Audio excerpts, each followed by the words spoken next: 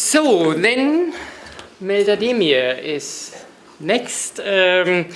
She is an MA student in social and cultural anthropology at the Goethe University in Frankfurt, and she will talk about arts and aesthetics at the service of the nation in southern Benin after the 2021 restitution. And you please help me to find your presentation here.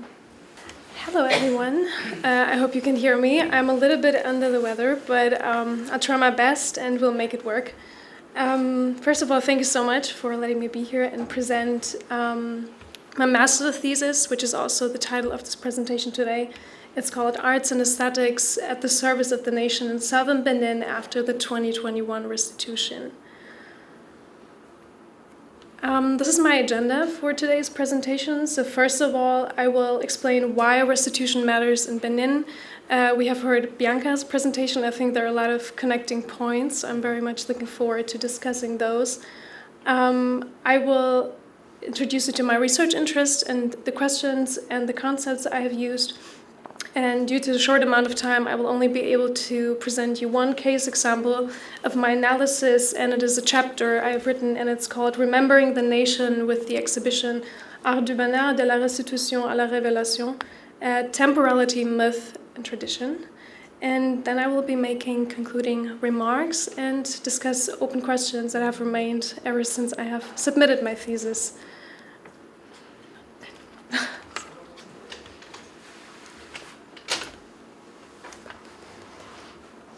Like this. Okay.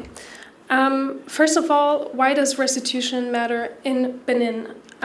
Restitution, we have heard it in Bianca's presentation already, is per definition the restoration of something that is lost or stolen, and to give it back to its proper owner, or a recompense for injury or loss.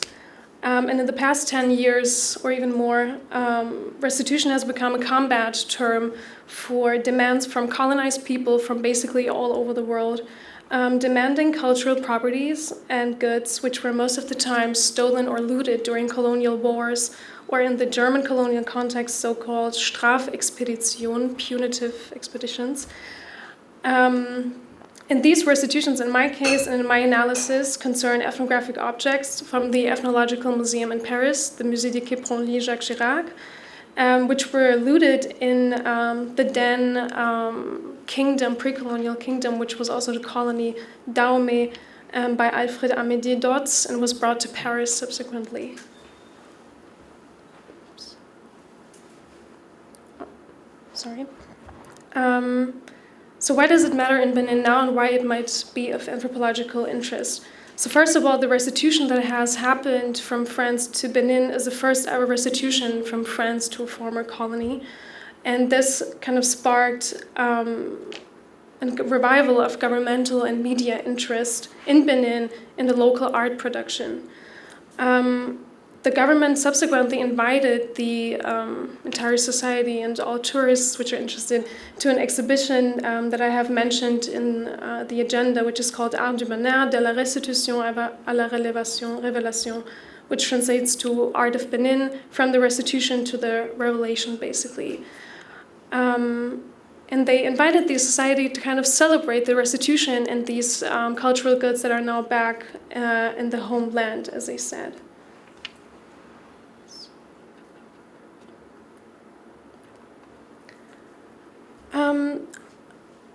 I asked myself what accounted for Benin's, and specifically the government's, the state's interest and enthusiasm to provide such an exhibition and to celebrate the restitution as a national milestone and historical milestone, which has led to the proliferation of exhibition halls in the south of the country, now filled with visitors and contemporary artworks. And this curiosity kind of formed the starting point for my own reflections for my master thesis. And in light of these developments, my thesis examined the contemporary art practices in southern Benin, following the restitution of cultural artifacts, with a particular focus on the extent to which these aesthetic practices are being appropriated for nationalist purposes. And I just brought some of the questions that I was concerned with. Okay. The first one is to what... Oops. It's fine.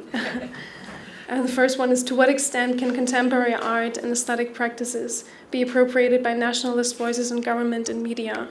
The second one is, what role does the concept of so-called cultural memory, or in Germany, Erinnerungskultur, this is a phrase I'm using from Aleda Assmann, what role does it play in the reception of art in current exhibitions? And how significant are the ties to the former colonial power France in the case of the country's largest museum, the Fondation Zinzou, and political actors such as the president Patrice Talon? And how are feminist figures like Tassiang-Be, which is the only queen of the pre-colonial kingdom Dahomey, incorporated into or appropriated by nationalist historical narratives and exhibitions? I will be focusing in my presentation on the first two questions due to the short amount of time. But I would be glad to discuss the other questions in the coffee break.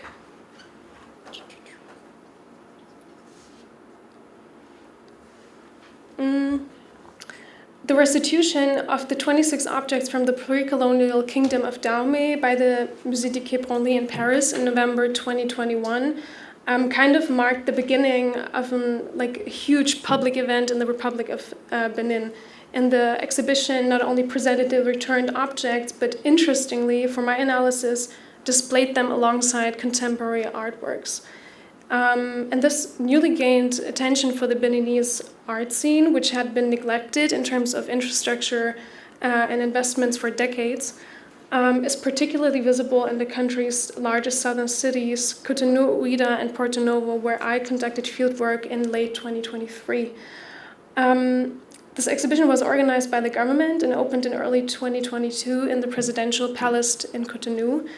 And I have just brought 3 art pieces I would like to shortly introduce you, because those were the artists that were exhibited in this exhibition and the artists I talked to the most during my fieldwork. So this one is from Eliana Isu. It is an installation. And you can see various so-called scepters and altars, which are referring to the Fong and also Yoruba, because Eliane is Fong and Yoruba.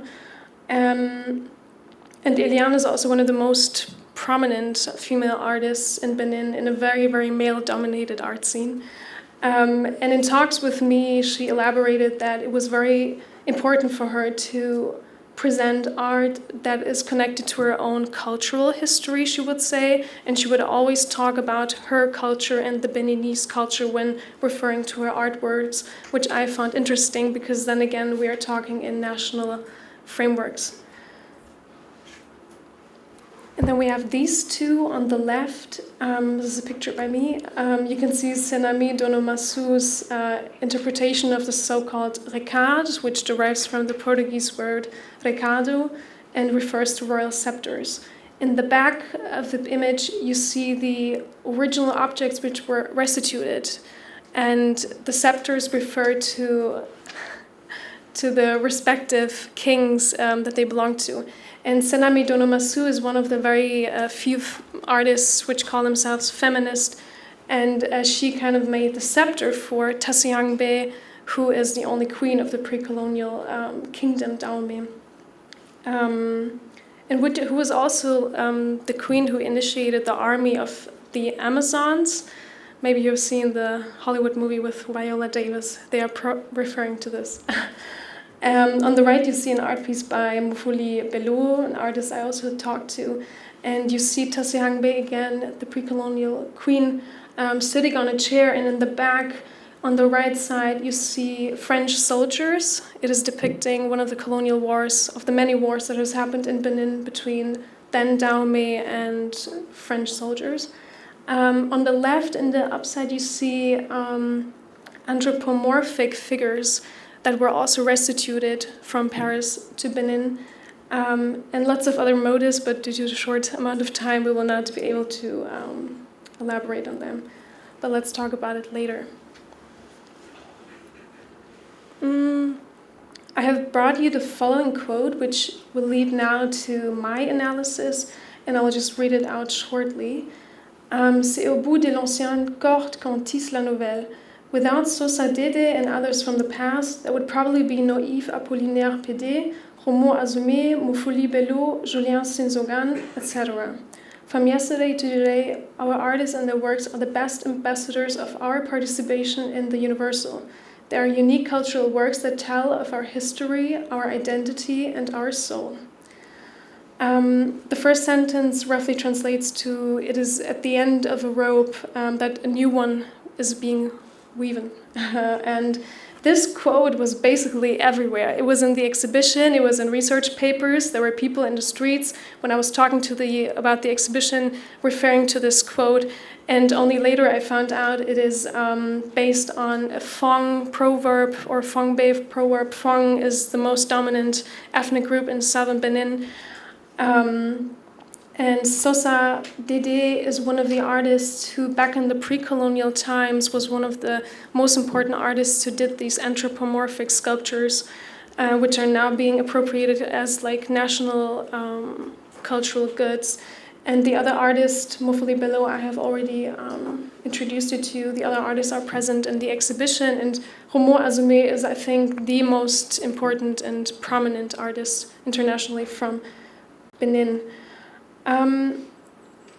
As you can read in quotes like this, and there are many of them, the government evokes this image of artists and the Beninese art production as inherently authentic Beninese and therefore of national importance. And in my master thesis, I basically argued that quotes like this do not tell the stories of people from the north of Benin, for example, or the fact that Dahomey was, I think, one of the biggest kingdoms which profited from the transatlantic slave trade. In the 90s, in the democratization movement in Benin, there were art forms and works and initiated by the UN, actually, to discuss that there was a slave trade, but in the current debate, it does not play any role. It is not even mentioned that Dahomey basically sold their own people, as they would say, to the colonizers. It is not mentioned. Instead, the government, but also artists themselves, position themselves as like national ambassadors and cultural commentators who, through their artworks, aesthetize the nation in the sense that the nation becomes something you can feel and see through the artworks. In the last remaining minutes of my presentation, I want to conclude this one chapter that I wrote. And as I said, I am very much looking forward to your questions and to the debate because there is still a lot to discuss. What I found most interesting is that the government currently embarks on several ventures and investments to boom local tourism. And I didn't have enough space in my master thesis to elaborate on that then if you name yourself a nation, it becomes of like monetary value and it attracts tourists. So it makes sense to envision your society, your state as a nation, and nation, I'm speaking in terms of Benedict Anderson as a social constructivist concept. And 4 new museums are being built right now in southern Benin, and one of them is a national museum, a second one is a Vodun museum. I didn't have the time to talk more about Vodun, but that does play a very big role also in the art pieces that are being involved. And to sum it up, I wrote North-South gap remains in the sense that the histories and perspectives of the people in the north, and we are talking about Benin as a country with over 50 ethnic groups, the gap still remains, partially because the focus is so much on the south and on the Fong people. That is that. And the second point I've written down is that restitution, I argue, is being used to emphasize national belonging and to recreate a certain perspective of the past. And this perspective I was referring to when denying or not even mentioning the transatlantic slave trade, for example, or the fact that Benin actually does not only constitute itself out of Fong people or Yoruba, but actually a lot of other groups from the north. And also by appropriating feminist figures such as the only queen, Tasiangbe. I met Mafoya, who is an activist in Benin, And when I asked her, what is your opinion on Tassihangbe being shown everywhere, like there are ads in Cotonou where you see them selling oil from Benin and it says Tassihangbe would have liked it. So they're basically using this figure, his historical figure, to promote themselves as this very feminist state. And Mafoya, who is a feminist activist, was shocked when I asked her, because she was like, don't you encounter like problems because of your gender in the streets of Benin? Which is a topic I could also not talk about today, but positionality as a white red person in Benin and as a woman in Benin was actually a huge topic, meaning that I was oftentimes sexualized by my research participants, which was the reason I decided to only work with women after that. So there's this recreation of a certain perspective of the past, and also these heroes from the pre-colonial times that I don't think are really heroes, which I show in my thesis. And as I said, there are these new museums in the south. And lastly, I want to give you a film tip, a documentary by Mati Diop, which is called Dahomey. Maybe you have heard of it. And I wrote down student activism and elective activists or non-hegemonic structures and discourses, because in the documentary you can see students at the Université Abomey Calavi, I think it is, who discuss the restitution, and they're actually saying very similar things as your research participant, Bianca, in the way that they're saying we do not even want restitution because we don't have the means to provide for these objects, which I think is not even the crucial point, but the students themselves are limited in this national framework. So even the students, as people who have access to higher education in the classical sense, do not question that the restitution might evoke these pro-nationalist agendas that are being provided from the government, but also from the art sector itself by artists who are referring to these figures that are being appropriated nationally.